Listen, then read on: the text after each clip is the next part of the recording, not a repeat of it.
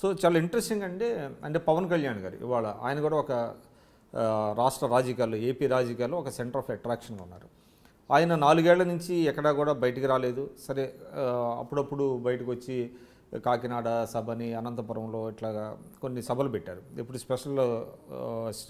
Special status ఇచ్చినప్పుడు package ఇచ్చినప్పుడు ఆయన సభలు పెట్టారు, పాచిపోయిన లడ్డూలు అన్నారు, తర్వాత కొంత హడావుడి చేశారు. కానీ విచిత్రంగా ఇటీవల ఆయన మంగళగిరిలో, విజయవాడ సమీపంలో మంగళగిరిలో ఆయన పార్టీ ఆవిర్భావ సభలో మాట్లాడతా మోడీని ఎక్కడ ఒక చిన్న మాట అనకుండా లోకేష్ అవినీతి గురించి, తెలుగుదేశం వైఫల్యాల గురించి మాట్లాడటం వల్ల కొన్ని విమర్శలు వచ్చినాయి. ఇప్పుడు పవన్ కళ్యాణ్ గారు రాజకీయ రంగం ప్రవేశం చేసినప్పటి నుంచి ఇప్పటి వరకు చూస్తే కొన్ని ట్విస్టులు, కొన్ని ఫేజెస్ మనకు కనబడతాయి. ఆయన మొదట రాజకీయ రంగ ప్రవేశం చేసినప్పుడు ఆయన ప్రసంగం కోసం 2 రాష్ట్రాల్లో యూత్ ఉత్కంఠభరితంగా ఎదురు చూశారు. యూతే కదా, అన్ని స్థాయిల జనం కూడా చూశారు. ఆయన ఏం చెప్తారు, ఆయన లైవ్ ఉపన్యాసం కోసం అసలు అన్ని పనులు పక్కకు పెట్టి చూశారు.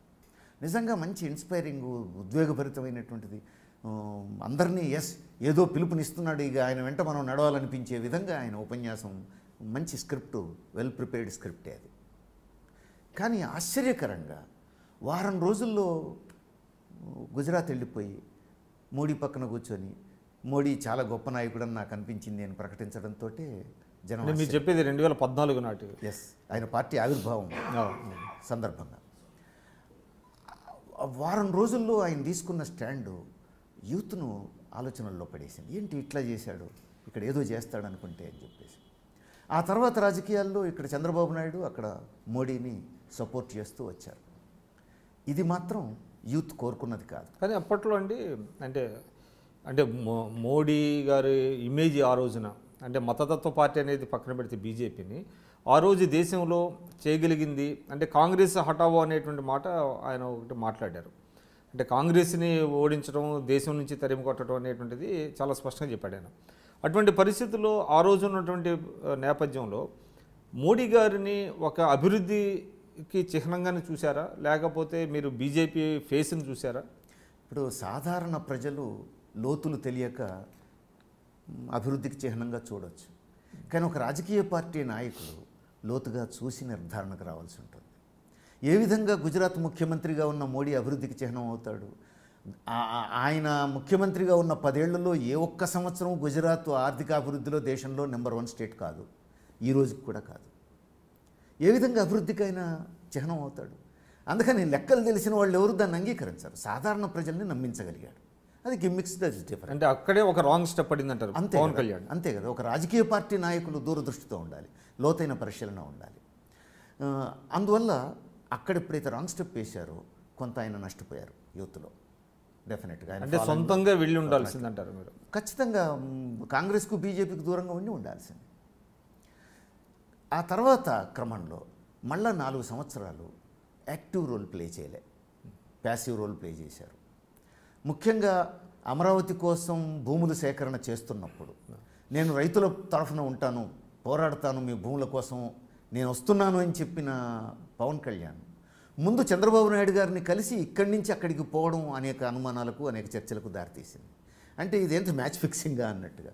ఇంకా చెప్పాలంటే మొన్నటి వరకు కూడా, ఇప్పుడు మొన్న ఆవిర్భావ సదస్సు కంటే ముందు మోడీ మీద విమర్శ ఎక్కువ చేశాడు ఆయన ఒకరోజు. అప్పటి వరకు వచ్చింది ఏమిటి, క్రమంగా మోడీకి దూరం అయ్యారు, కానీ చంద్రబాబు నాయుడుకు స్టెప్నీలాగా ఉన్నారా అనేటువంటి అనుమానానికి అవకాశం ఇచ్చారు. ఆ విమర్శలు కూడా వచ్చినాయి. ఆ తర్వాత వాళ్ళు ఎక్కువ చేశారు. మంగళగిరి సదస్సుకు వచ్చేటప్పటికే ఎక్స్క్లూజివ్గా టీడీపీ మీద తను అటాక్ చేశారు. నా పాయింట్ ఏంటంటే, ఒక మీటింగ్లో బీజేపీ మీద, ఒక మీటింగ్లో టీడీపీ మీద అట్లా చేయడం కంటే అసలు ఈ దేశం గురించి మీరేమనుకుంటున్నారు, తెలుగు రాష్ట్రాల గురించి మీరేమనుకుంటున్నారు, మీ విధానం ఏమిటి, ఆ పార్టీల విధానంలో మీరు చూస్తున్న తప్పులు ఏమిటి చెప్పగలిగితే ఒక స్పష్టమైనటువంటి డైరెక్షన్ ఇచ్చినట్టు అవుతుంది. అందుకని ఇప్పుడు 2 వేరువేరు సభల్లో, ఒక సభలో మోడీని, మరొక సభల్లో చంద్రబాబు నాయుడిని విమర్శించిన మీరు దాని మీద నిలబడాలి. 2 కలిపి ఒకే మీటింగ్లో ఎందుకు విమర్శించలేకపోతున్నారు? ప్లస్ కాంగ్రెస్ విమర్శించగలగాలి. అప్పుడు ప్రజల్లో ఒక ప్రత్యామ్నాయ కార్యక్రమం ఏదో పవన్ కళ్యాణ్ ఇవ్వబోతున్నాడు అనేటువంటి విశ్వాసం కలుగుతుంది. రెండోది, వీళ్ళని విమర్శించడమే కాకుండా మీరు ఏం చేయబోతున్నారో కూడా చెప్పగలిగితే డెఫినెట్గా ఈరోజు ఏపీలో ఒక ప్రత్యామ్నాయం చూపించిన వాళ్ళు అవుతారు. ఎందుకంటే టీడీపీ ఈ 4 ఏళ్లలో తను నిలబెట్టుకోలేకపోయింది తన విధానాన్ని. వైసీపీ ఇప్పుడు కేంద్రానికి దగ్గర అవుతుందనేటువంటి అపవాదుకు అవకాశం తనే ఇచ్చింది. ఈ రెండింటికి ప్రత్యామ్నాయంగా కాంగ్రెస్ని అయితే ఎవరు అప్పుడు నమ్మలేదు, ఇప్పుడు నమ్మరు, నమ్మాల్సిన అవసరం కూడా లేదు.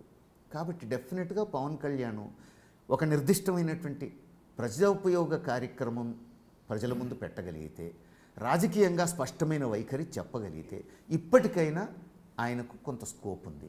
అంటే గందరగోళంలో ఉన్నారంటారా సైద్ధాంతిక పరంగా? ఎస్, ఆయన గందరగోళంలో ఉన్నారా, ఆయన్ని గైడ్ చేస్తున్న వాళ్ళు గందరగోళంలో ఉన్నారా తెలియదు. కానీ క్రమంగా ఆయన స్పష్టతనివ్వాల్సినటువంటి అవసరం అయితే ఉన్నది. ఇప్పటి వరకు బీజేపీకి, టీడీపీకి, కాంగ్రెస్కు దూరం అనేటువంటి అవగాహన ఇవ్వగలుగుతున్నారు. అది ఆచరణలో తన ఒక ప్రత్యామ్నాయ కార్యక్రమం కూడా చూపించడం ద్వారా మరింత స్ట్రెంథెన్ చేసుకోగలిగితే డెఫినెట్గా అది ఉపయోగపడుతుంది. అంటే చంద్రబాబు నాయుడు గారు ఒక మాట అంటున్నాడు, అంటే కేంద్రాన్ని వదిలేసి, మోడీ గారిని వదిలేసి రాష్ట్రం మీద అటాక్ చేయడం వల్ల పవన్ కళ్యాణ్ ఏం సాధించదలుచుకున్నాడు అని అంటున్నారు. ఆ విమర్శకు వాల్యూ ఉంది. అందుకే నేను అనేది, చంద్రబాబు నాయుడు గారిని ఏ వేదిక మీద నుంచి అయితే మీరు విమర్శించారో అదే వేదిక మీద నుంచి మోడీ తప్పులు కూడా చెప్పగలిగితే ఇలాంటి ప్రశ్నలకు మీరు అవకాశం ఇవ్వరు. మీరు అట్లా ఎప్పుడైతే చెప్పలేదో ఇలాంటి ప్రశ్నలకు అవకాశం వస్తుంది. ఎందుకంటే ఇప్పటిదాకా జగన్ను చూశారు జనం. చంద్రబాబు నాయుడును మాత్రమే విమర్శిస్తూ మోడీని ఏ రోజు విమర్శించకుండా ఉన్న జగన్ ఈరోజు కేంద్రానికి దగ్గర అవుతున్నాడనే విమర్శలకు అవకాశం ఇస్తున్నారు కదా. అందుకని ప్రజలు అనుమానించకుండా స్పష్టతనివ్వాల్సిన బాధ్యత పవన్ కళ్యాణ్ గారిదే.